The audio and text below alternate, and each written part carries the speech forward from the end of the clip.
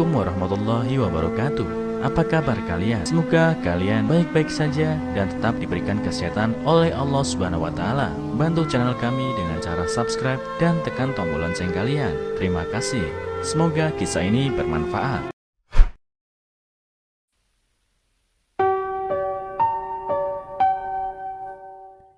Anak laki-laki berpakaian rapi pergi dari pintu ke pintu untuk mengemis. Semua orang menolaknya kecuali pria tua itu.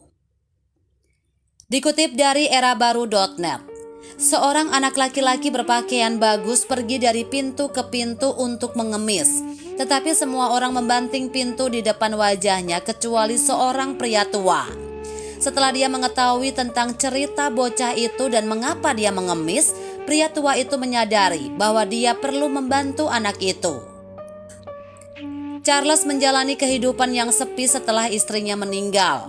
Sayangnya dia kehilangan putranya beberapa bulan setelah kehilangan istrinya dalam kecelakaan mobil. Jadi dia tidak punya siapa-siapa dalam hidupnya yang bisa dia sebut keluarga. Masa lalu dia adalah seorang pengusaha sebelum mengambil pensiun sukarela dengan menjual perusahaannya untuk hidup jauh dari kekacauan. Terutama karena dia tidak melihat alasan untuk melanjutkan setelah kehilangan putra satu-satunya.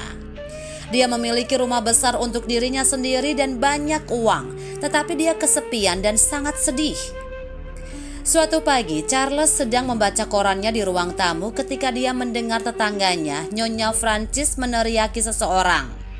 Dia pergi ke pintu depan dan membukanya untuk melihat apa yang terjadi. Dan dia melihat seorang anak laki-laki berpakaian rapi berdiri di depan pintu Nyonya Francis. "Tolong Bu," anak itu memohon, "saya membutuhkan uang. Saya tidak berbohong." Nyonya Francis mengepalkan tinjunya dan memelototi anak laki-laki itu. "Siapa yang kamu coba bodohi di sini, anak kecil? Kamu tidak terlihat seperti seseorang yang perlu mengemis.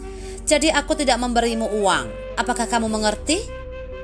Tidak, Anda tidak mengerti," katanya. "Tolong bantu saya."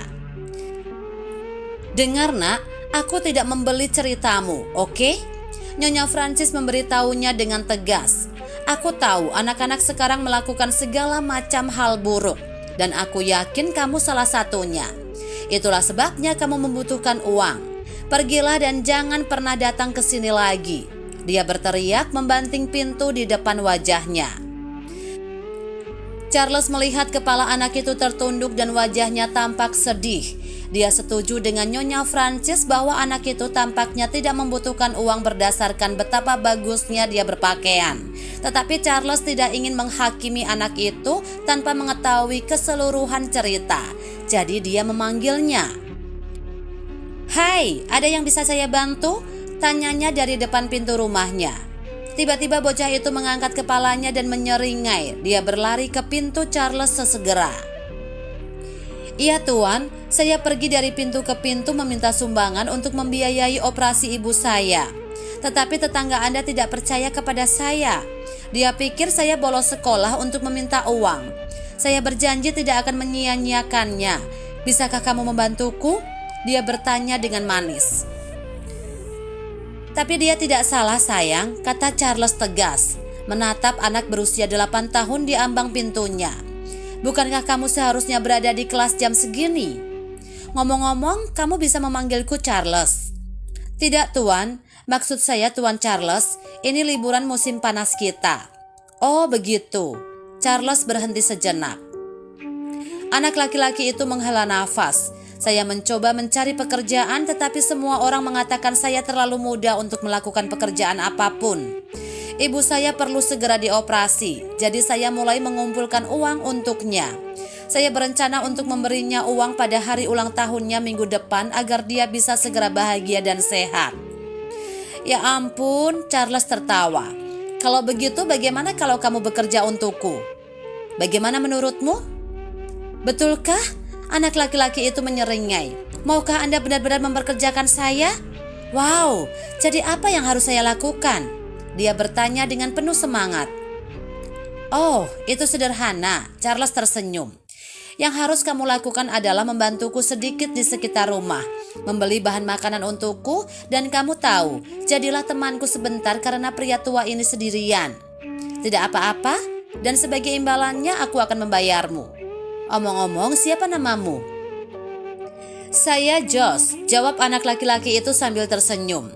Dan aku menerima tawaran pekerjaan itu, Tuan Charles. Jadi, dari mana aku harus memulai?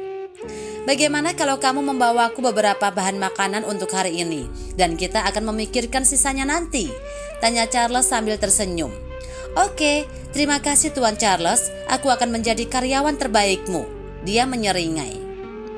Sejak hari itu, Josh datang ke rumah Charles setiap hari untuk membantunya.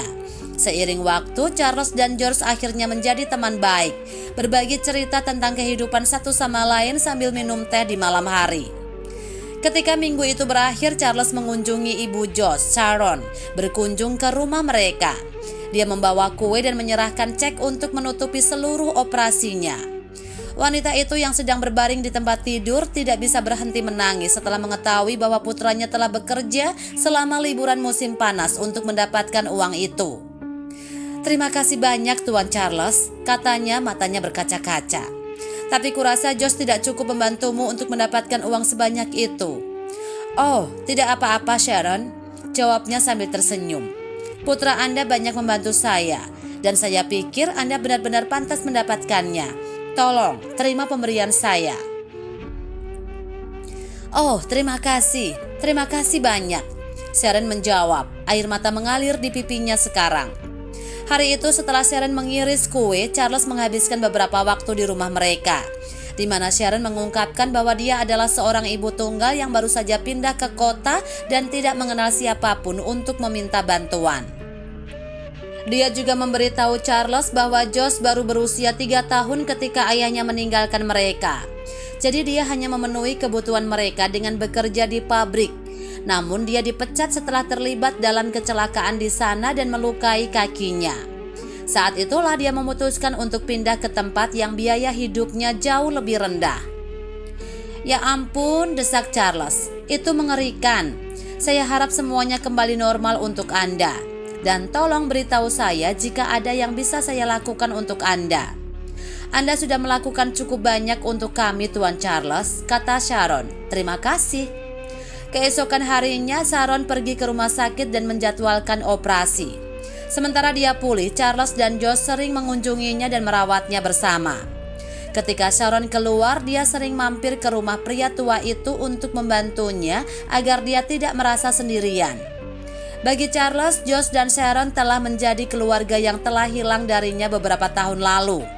Jadi ketika dia meninggalkan semua miliknya bersama dengan catatan, kamu hanyalah kenalan bagiku, tetapi kamu tetap di sisiku seolah-olah kamu adalah keluarga sampai akhir.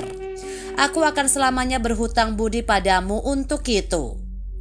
Dengan cinta, Charles. Apa yang bisa kita pelajari dari cerita ini? Jangan menilai seseorang sampai Anda tahu seluruh cerita mereka. Tidak seperti Nyonya Francis, Charles mendengarkan cerita Josh terlebih dahulu sebelum melompat ke kesimpulan. Ketika Anda berbuat baik, Anda selalu mendapatkan balasan yang baik. Ketika Josh dan Sharon membutuhkan bantuan, Charles turun tangan. Sebagai gantinya, mereka tetap berada di sisi Charles sebagai sebuah keluarga sampai akhir.